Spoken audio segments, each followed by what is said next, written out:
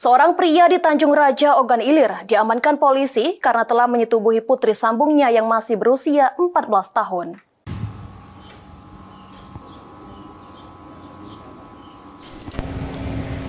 Unit PPA Reskrim Polres Ogan Ilir menangkap seorang pria berinisial HM, 45 tahun, karena telah melakukan perbuatan asusila menyetubuhi anak sambungnya selama beberapa kali.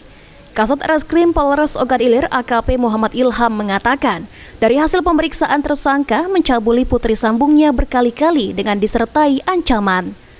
Perbuatan tidak senonoh tersebut dilakukan pelaku saat istrinya atau ibu kandung korban sedang tidak berada di rumah.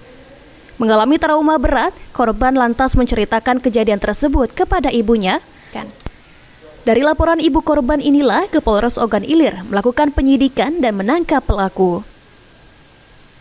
Guna mempertanggungjawabkan perbuatannya, tersangka dijerat pasal 81 Undang-Undang Nomor 17 Tahun 2016 tentang Perlindungan Anak dengan ancaman hukuman maksimal 15 tahun penjara.